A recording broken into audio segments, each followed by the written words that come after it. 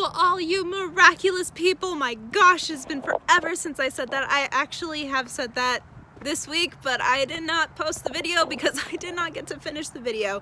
I have to sneak away at work to do it.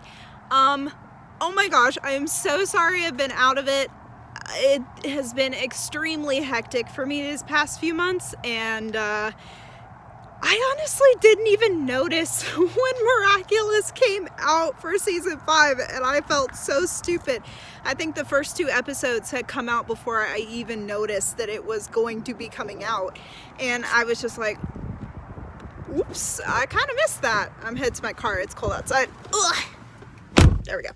All right, so, oh, perfect. There's a lovely light right on my face. That is, couldn't have asked for more.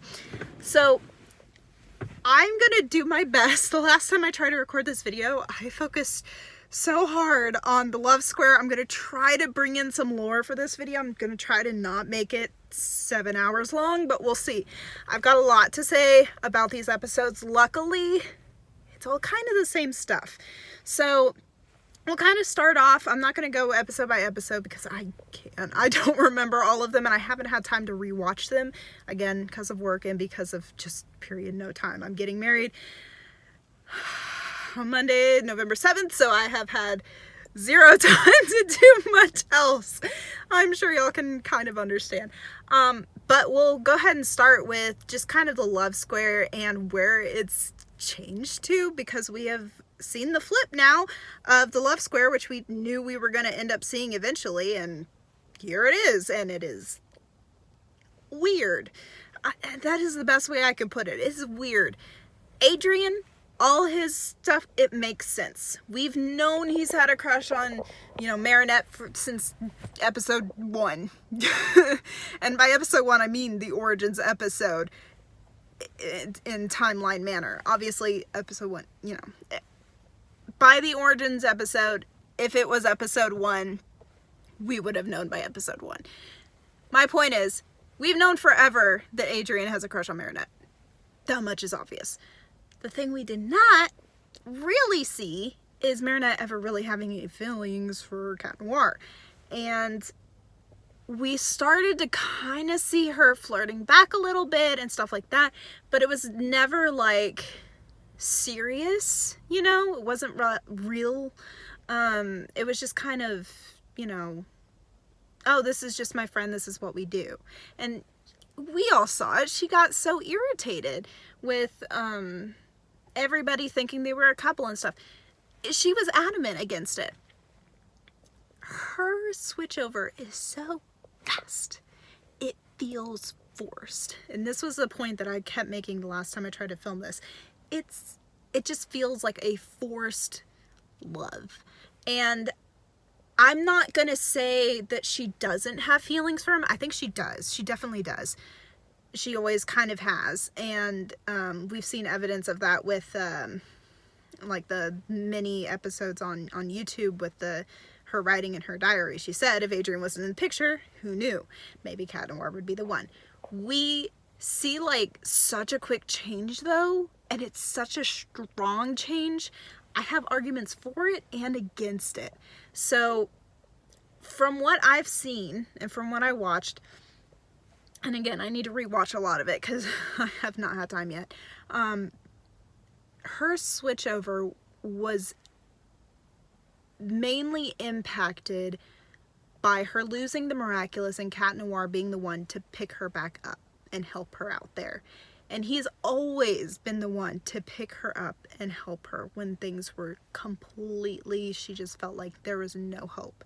And I think this one little bit of him picking her up once again, her blush when they hug, all that stuff has sparked realization in her. I truly believe that. And there's an idea of, she knows that Cat Noir's in love with Ladybug, and she knows that Ladybug is her. And so there's a little bit of confidence that comes with, that she doesn't have with Adrian, that comes with, I know he likes me, so this could totally work. with Adrian, it was always nerves of, oh, but what if he doesn't like me like that? Then I mean, like in real life, if you don't know somebody likes you, it's awkward and you're scared and you're nervous. Even if to other people it's obvious, to you, oftentimes it's not. And that's just kind of how it goes. And that's the case for her. But with Cat Noir, he's confessed so many times, she knows for a fact that he's in love with her. And this is kind of put in concrete when the latest episode, I believe was Elation, he and she are both asked by Andre about, well, aren't you in love with, which by the way, way to out them, gosh, with like Cat Noir obviously, but you just outed Marinette and you have no idea. But he straight up asks, Cat Noir, aren't you in love with Ladybug? Marinette, aren't you with Adrian Agreste? And Marinette's not shocked that, you know, he's in love with Ladybug, but Cat Noir does look a little bit like, because he has no clue. This stupid boy, as far as I know anyway, maybe I missed something, but as far as I know, this sweet sunshine child still had no clue that Marinette was in love with him. I mean, really. So, yeah. Way to out her. But, that being said, they both said no. And you can see the distraughtness in both of them when they both say that they are no longer in love with each other, while also trying to say that they're in love with each other. It's just such an awkward moment in general, but it really shows you just how, I don't even know how complicated this whole love square is, because Ladybug has made it clear she's not in love with Cat Noir, which is why Cat Noir is now like, I gotta move on. Finally saying, I have to move on from Ladybug. Marinette doesn't know. But it's just, it's so hard to watch this flip happen. And maybe that was the point, but it's not cute. It was at first, but now it's gotten to the point where it's not really cute. It just feels unnatural. It feels forced. It feels wrong. And it's at this point that I feel like if a reveal happened, this ship is never going to happen. This is where the point is. It needs to go further, obviously. And it will. And it'll be a good story, I hope. And, you know, all that stuff. But this is just, it's so awkward right now. It's so awkward. And Marinette just feels so forced. Her feelings for Cat Noir were like that much of a switch up, and that quickly, and it makes no sense. She had no feelings for him, and all of a sudden she started to have feelings, and now she's totally head over heels.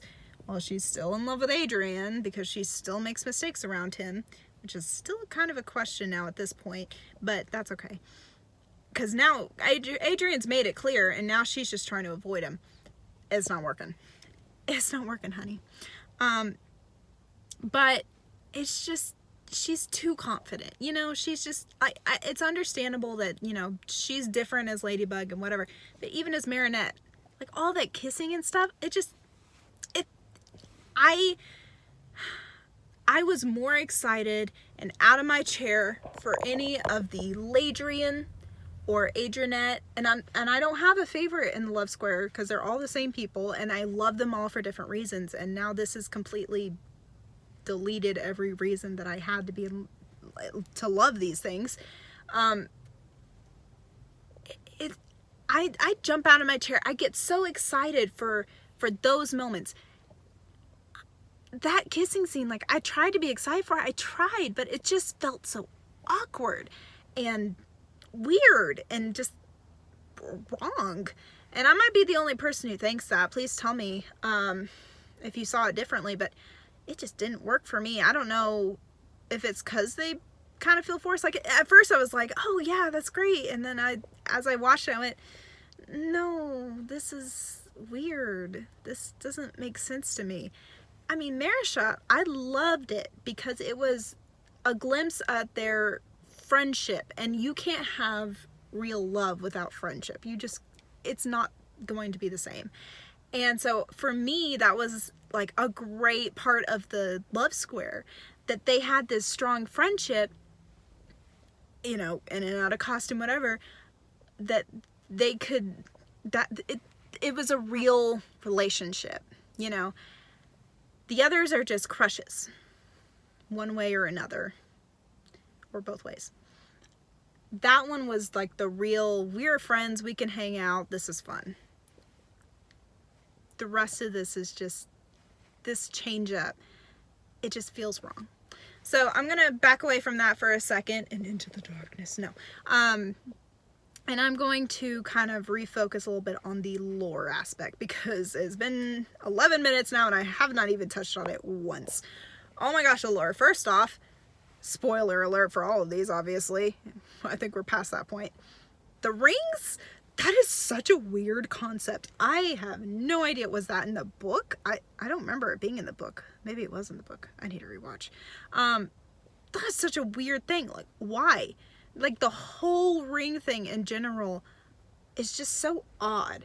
And I'm not really sure how in the world, unless there's a reveal of some kind, you know, I've heard rumors that Gabriel might die and Lila takes over. I don't really want to believe that rumor, because that kind of sucks in general for storytelling reasons and just in general. But I guess that would be a reason. But anyways, unless, you know, there's some major reveal, I do not see Ladybug getting the chance to get all the Kwamis back again.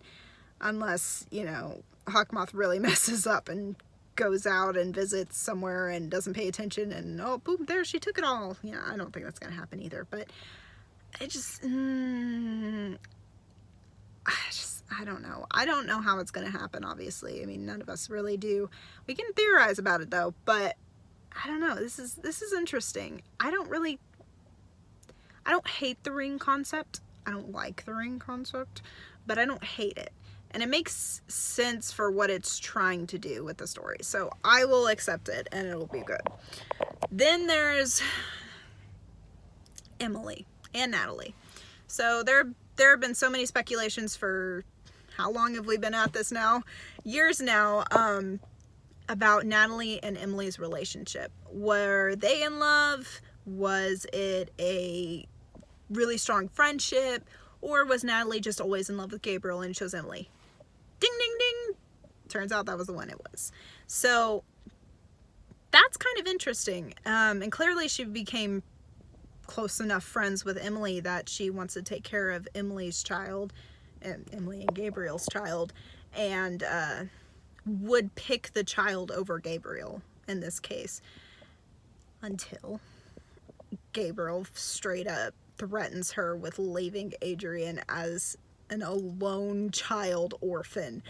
What the heck? Talk about worst dad ever. Like, I hated every minute of the call me dad. Just stop trying to be a good dad at this point. What are you doing? You're not even really trying. You're faking being a good dad. Like, really? Really? That's not what Adrian needs. Oh my gosh. I'm sure I'm not alone in this. Gabriel. He is killing me slowly. And he's apparently possibly gonna die. Who knows? But that is his threat, is that he will die if she doesn't help him. And it's because he got cataclysmed in the arm. Weird choice made by him, but okay. Like, he had clothing items. Why couldn't he just pick a clothing item to destroy?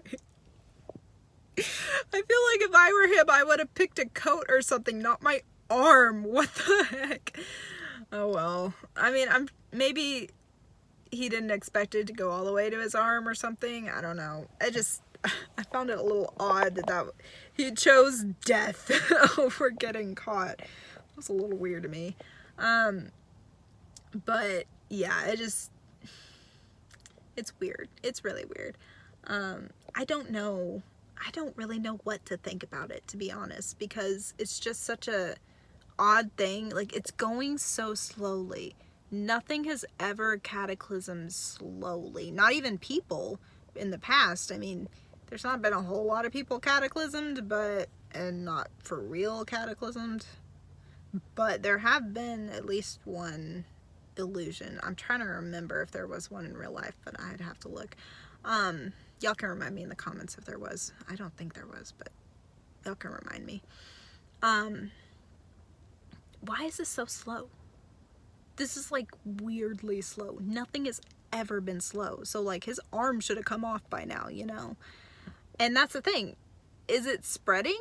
It's getting darker, but is it spreading? Like, I haven't seen it spread. And that's the part that they really need to show if it is, because then we know that, okay, yes, he will die from this if it doesn't get fixed.